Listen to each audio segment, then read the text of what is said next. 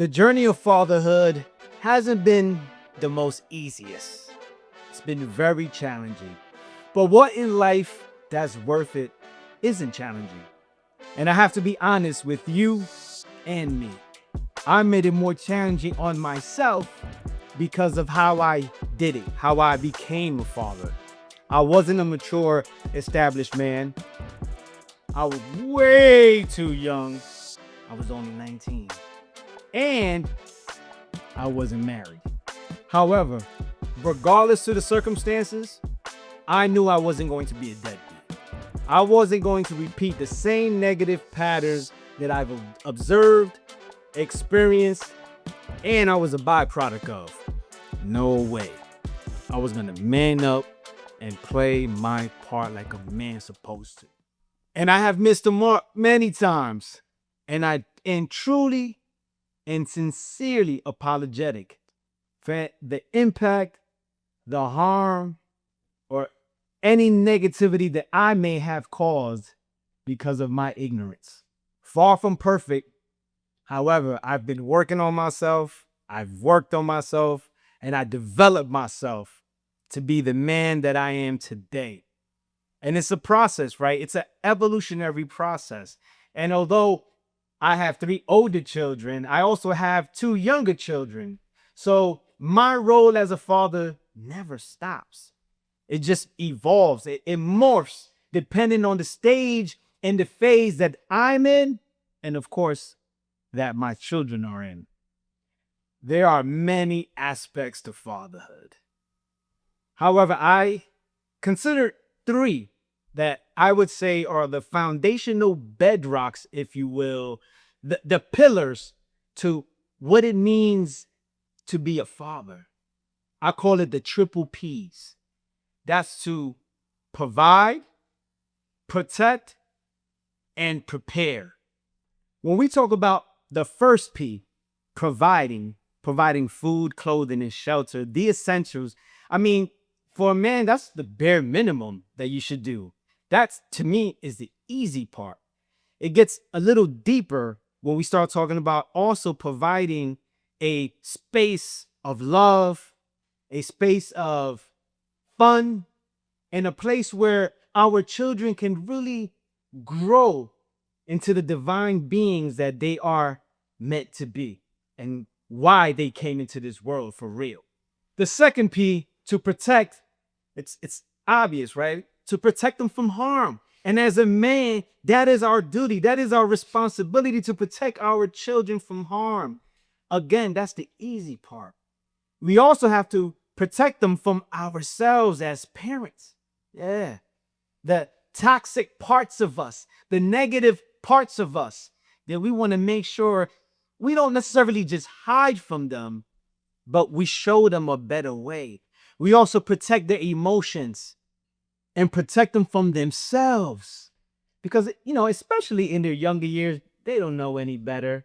If you allow them to eat nothing but junk and candy all day opposed to nutritious foods, right? They'll stay up all night and play video games instead of and my son's laughing, instead of, getting proper rest and sleep, which he does. I'm just joking. The other P is preparedness, where I think it's an important role for parents, and a lot of parents fall short. We are to prepare them to be self-sufficient, not to baby them, to equip them with what they need to be successful, to teach them, to challenge them. And sometimes that means not giving them the answer, but allowing them to discover the answer for themselves. I think it's imperative that we prepare our children to think outside the box and to think for themselves. And I have to mention, not only to think for themselves, but not to fall prey to society's agendas, whatever that may be, if it's a negative agenda, of course. Now, I could go on and on about the triple P's and what it means to be a father, but I'm sure you get the point. I think that it's important for us as men, as fathers, to continue to elevate and develop ourselves, because the better men that we become, the better fathers we become. With that being said, today we have 3 out of 5 of my children on the show, and they are going to share with you the most important lessons that I taught them. Let's get into it. Yeah. I'll start off. On my right, we have the lovely Nzinga. And then across from me, here on the diagonal, we have Lanasia, my oldest. And then this handsome young man, Malcolm, in the building. So who is going first? Who is going to explain and discuss what is the most important? They're smiling and laughing. I love it. That means they're having fun. What is the most important lesson that I have taught you? I'll go first. I love it. Yeah, he's manning up already. The most important lesson that my dad taught me was to always keep a planner. And it doesn't sound like a big thing, but it was big for me because as I was like in high school and like middle school, I didn't really write things down. And I often like forgot things and it led to me getting in trouble and things like that. So once I got in college, like I had more responsibilities and basically I needed a planner and it was just easier for me to remember everything I had to do and things like that.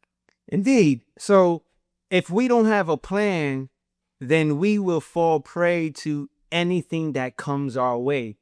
We will allow ourselves to be distracted. So the beautiful thing about having a plan and having a planner is because your choices and decisions are made in advance. That's number one. The other thing too is that it ensures that whatever goals you have, whatever desires and purpose you have, that you are on track. Who's next? Okay. I would say the most important lesson has been, I remember growing up, dad would always be like, you want to make sure that your job kind of applies to your community, and whatever you're doing, you want to make sure that you're also helping like your community. And so I feel like that lesson came back to me while living like in Philly and just seeing like the state that our people are in. And it was hard. Like it's hard. Like, it's hard to see like people just on the street and kids like just not really having a place to go and just kind of running around the campus. And so yeah, that definitely like put things into perspective for me, and wanting to make sure that when I have my profession, which most likely is going to be in speech pathology, to make sure that I'm like helping, our community and our people, and making sure to put them first because that's who really needs it right now. Indeed. You know, I remember when I was in college, Professor Parsha Hobson, when we were talking about the state of Paterson, New Jersey, where I'm from, I asked her, what happened to the city? Why is it in the state that it's in? And one of the things that she said is all of the professionals moved out. And so I understand why, because at the time, due to crack cocaine and everything that was going on in the 80s, there was a lot of crime in the community. I totally get that.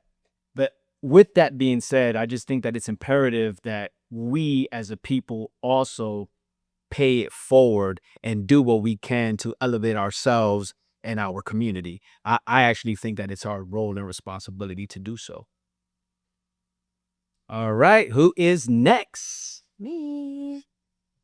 So I think the biggest lesson that you've taught me, and it meant a lot to me this year specifically because I feel like this year I really applied it, and that would be protecting my peace. So that one stood out to me a lot this year just because of, I feel like when you say things to me or us when we're growing up and we're younger, that like, we're just like, oh, okay, yeah, dad's telling us things that, he wants us to use and apply. And then when it finally like comes a time where we can use it, that's when it hits us the most. So this year, protecting my peace, setting boundaries, and me realizing that like I can't change other people's feelings, how they feel about me or how they feel about certain situations, how they react to certain situations, but the only thing I can do is just make sure that I'm good protecting like, my mind, my body, my soul. So, yeah. Indeed.